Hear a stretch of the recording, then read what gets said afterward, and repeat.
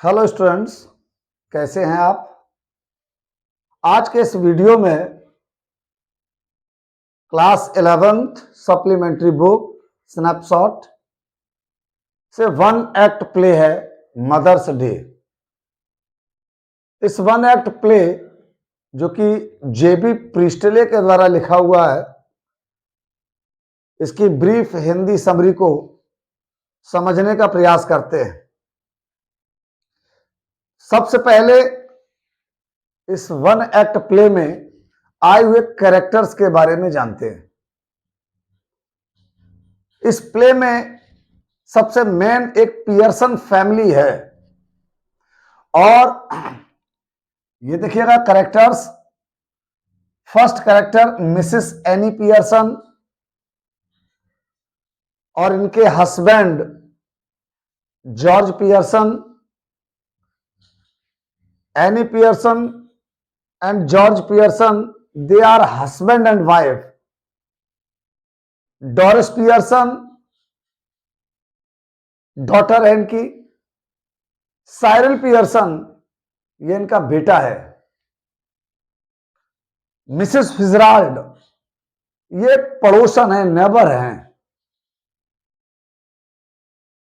और जो सीन है इस ड्रामा का वो सेट किया गया है लंदन के एक सबर्बन एरिया में।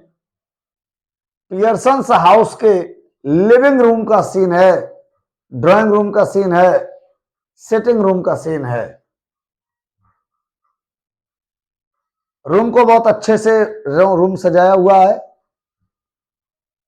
कर्टन्स पड़े हुए हैं। उस रूम के दो दरवाजे। उस रूम में बीचों बीच एक टेबल पड़ा हुआ है, छोटा टेबल। एक लेफ्ट साइड पर पड़ा हुआ है चेयर, आर्म चेयर, और एक राइट हैंड साइड पर आर्म चेयर पड़ा हुआ है। एक चेयर पर मिसेस पियर्सन बैठी हुई है और दूसरे चेयर पर उनकी पड़ोसन मिसेस फिजराल्ड बैठी हुई है। आइए सबसे पहले इनके कैरेक्टर के बारे में जानते हैं। मिसेस फिजराल्ड एक बहुत, जो पड़ोसन है, ये एक बहुत दबंग, स्ट्रांग, हेल्दी लेडी हैं और बोलने का तरीका भी बड़ी गंभीरता से बात करती हैं और जोरदार ढंग से अपनी बात करती हैं। दूसरा कैरेक्टर मिसेस एनी पियर्सन, जो टेबल के लेफ्ट हैंड साइड पर बैठी हुई हैं। Mrs Annie Pearson, she is a very timid, ये बड़ी डरपोक किस्म की या कहें दब्बू किस्म की महिला हैं। बहुत सीधी हैं और सी स्पीक्स वेरी स्लोली, बड़ा धीमे से बात करती हैं, सहजता से बात करती हैं। तो हम ये कह सकते हैं कि Mrs Pearson, Mrs Annie Pearson और Mrs Fitzgerald both are contrast characters. दोनों एक दूसरे के अपोजिट कैरेक्टर हैं। एक लेडी जो मिसेस एनी पियर्सन है, ये बड़ी सीधी, सरल और दब्बू किस्म की लेडी है, और दूसरी तरफ मिसेस फिजराल्ड जो एक दबंग, ताकतवर, हेल्दी और उम्र में भी एजेड, बड़ी हैं। एनी पियर्सन से ये बड़ी है। Mrs Annie Pearson is a lady of 40s, means is a lady of 40s, 40 से 50 साल के बीच की एज है एनी पियर्सन की। फिजराल्ड एज में थोड़ी बड़ी है। फिजराल्ड का करेक्टर बड़ा स्ट्रांग है, एनी पियर्सन का करेक्टर बड़ा सहज और सरल है।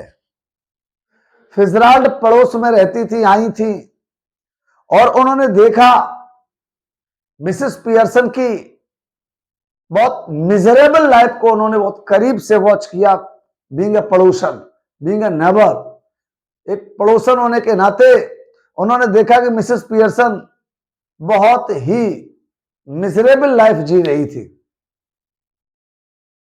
पूरे दिन घर में काम करती थी, बेटी के लिए, डॉरिस के लिए और बेटा साइरिल के लिए। सुबह ब्रेकफास्ट बनाना, लंच बनाना, उनके कपड़ों पर प्रेस करना, हस्बैंड की देखरेख करना, जॉर्ज पियर्सन की।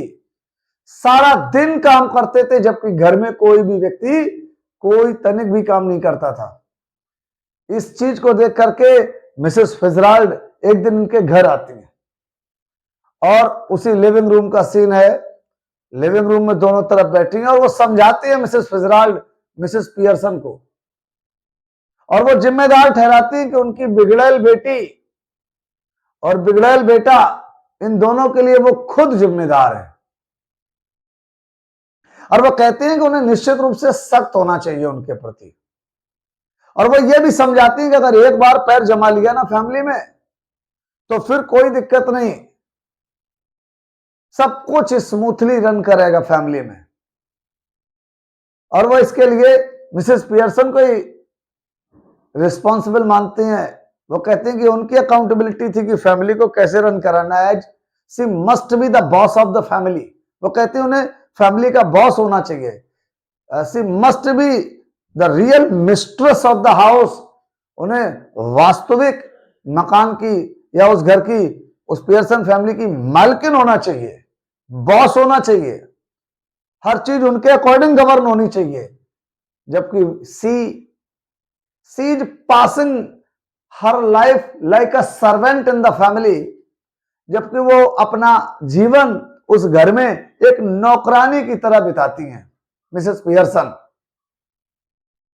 बेटों का हुक्म मानना, बेटी का हुक्म मानना, पति की खिदमतदारी करना, केवल और केवल उनकी दिनचर्या में ये सब शामिल था। ये जब सब देखा नहीं गया मिसेस फिजराल्ड से, तो वो आई और उन्हें समझाया ये सब। उन्होंने एक बात और बताई कि उनके पति, मिसेस फिजराल्ड के पति, जब ईस्ट में थे, फौज में नौकरी करते थे, तो उन्होंने एक आर्ट सीखा था, मैजिक था एक। She has the power of changing the personality without changing the body. उनके पास ये मैजिक उन्होंने ईस्ट से सीखा था कि वो शरीर को बने बिना बदले अपने व्यक्तित्व को बदल सकती थी। वो उन्हें समझाती हैं। और मिसेस फिजराल्ड के कैरेक्टर में स्मोकिंग करना, ड्रिंकिंग करना, ये उनकी हैबिट में था मिसेस फिजराल्ड की। पहले तो मना करते हैं मिसेस पियर्सन की, नहीं नहीं वो ठीक है, she is pleasant but worried looking. वो बहुत अपने परिवार से खुश हैं लेकिन चिंतित दिखती हैं। फिजराल्ड उन्हें समझाती हैं तो तैयार नहीं होती हैं, लेकिन अल्टीमेटली उन्हें फिजराल्ड तैयार करती है। और तभी फिजराल्ड पियर्सन का हाथ अपने हाथों में लेती है और कहती है 1 मिनट के लिए चुप रहो। और तभी वो कुछ वर्ड्स बोलती है, अरस्टटा डमडम, अरस्टटा डमडम, ऐसा वर्ड लिखा हुआ बुक में।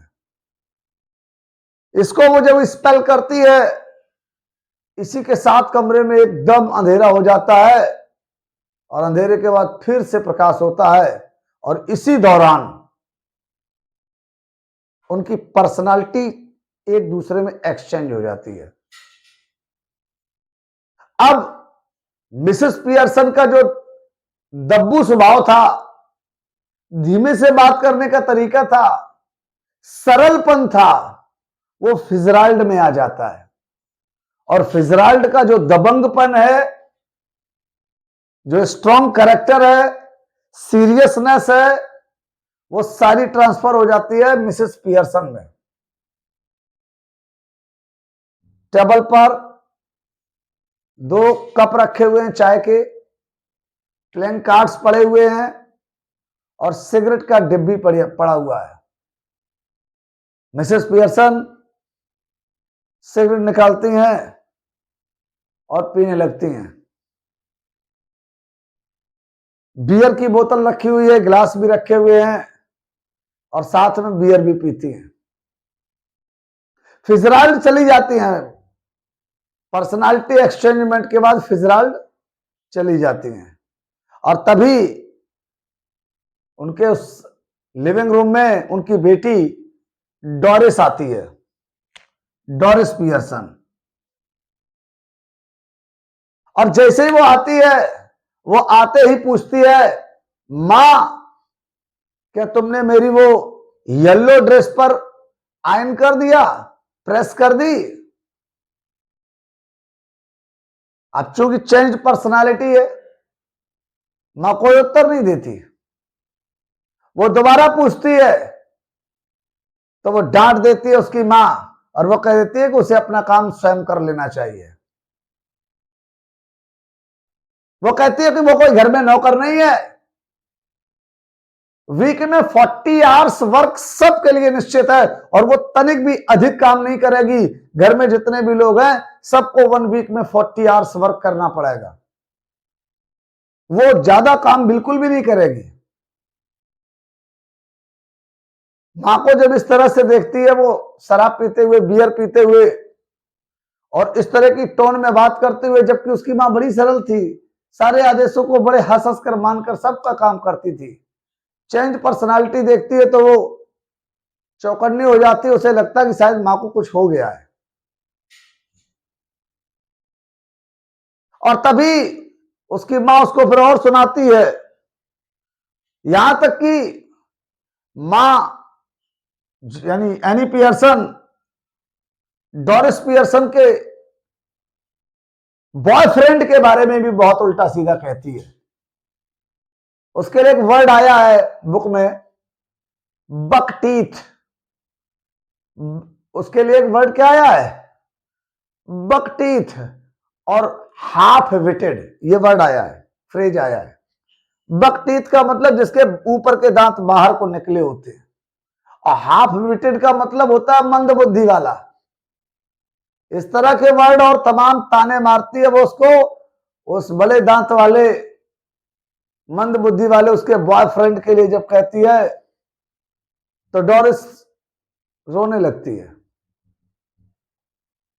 इसी समय पर, ठीक समय पर, साइरल पियर्सन, उसका जो बेटा था, वो एंट्री करता है और जैसे ही आता है तो सबसे पहले वो आकर के मां को आदेश देता है, मां इज टी रेडी, कि चाय तैयार है? मां फिर उत्तर नहीं देती है। वो दोबारा पूछता है तो वो उसको भी डांटती है मां। अब भाई बहन साइरल और डोरिस दोनों एक साथ खड़े और मां के इस विचित्र व्यवहार को, जो कभी ऐसा नहीं देखा इन लोगों ने, उसे विचित्र व्यवहार को देखते हैं और सहमे हुए खड़े हैं। वो चाय के साथ साथ एक बात और कहता है कि मां क्या वो सामान तो आपने निकाल दिया जो मैंने आपको बोला था? वो कहते हैं कि वो अपना काम स्वयं करे और उसे भी डांटा जाता है। अब दोनों सहमे हुए खड़े हैं। तभी जॉर्ज पियर्सन अपने ऑफिस से आ जाते हैं और जैसे जॉर्ज पियर्सन उस लिविंग रूम में आते हैं तो वो जॉर्ज पियर्सन को भी सुनाती है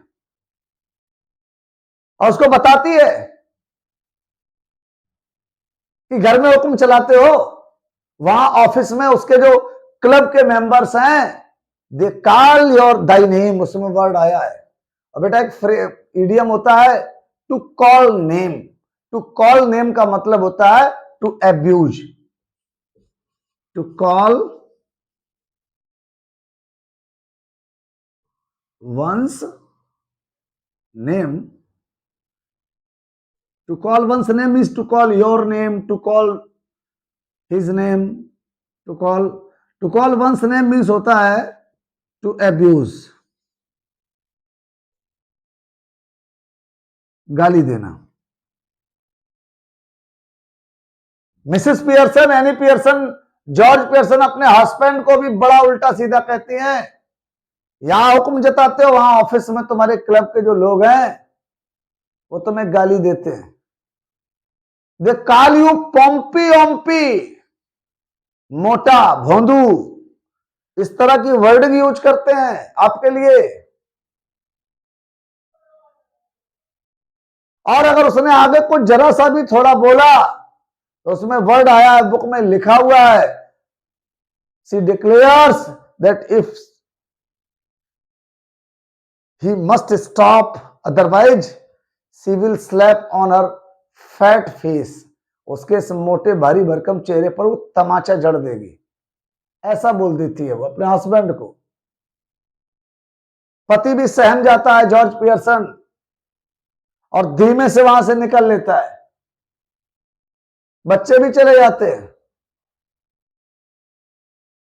लेकिन अब वो जान चुकी थी कि परिवार के सब लोग सहमे और डरे हुए हैं। तभी एक बार फिर से वो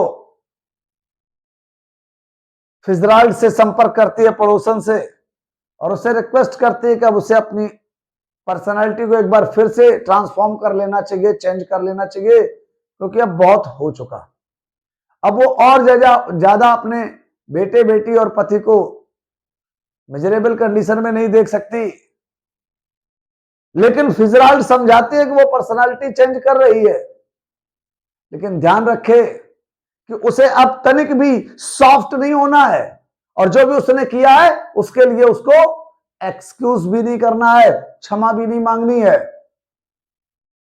बल्कि इस डोमिनेटिंग बिहेवियर को कंटिन्यू करना है। सी सजेस्टेड हर, फिजराल्ड सजेस्ट करती है एनी पियर्सन को कि अगर वो अपने परिवार में सब कुछ अच्छा देखना चाहती है और सब कुछ अच्छा रखना चाहती है तो उसे इस डोमिनेटिंग कैरेक्टर को कंटिन्यू करना चाहिए।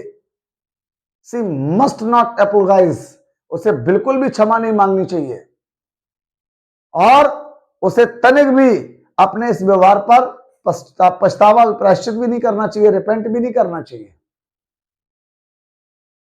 इस तरह से एक बार फिर से फिजराल्ड मिसेस पियर्सन का हाथ अपने हाथों में लेती हैं और फिर वही चैंटिंग एक बार फिर से बोलती हैं, अरसटटा डमडम, अरसटटा डमडम, और कमरे में अंधेरा होता है और एक बार फिर से उनकी पर्सनालिटी और रियल पर्सनालिटी में चेंज हो जाती है।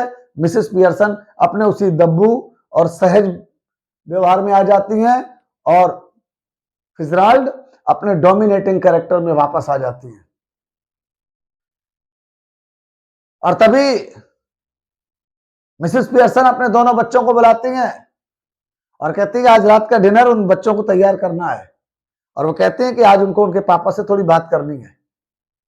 और भोजन करने के बाद वो सब एक साथ बैठकर एक प्ले कार्ड का गेम होता है रमी, उसे वो खेलेंगे, ऐसा कहकर के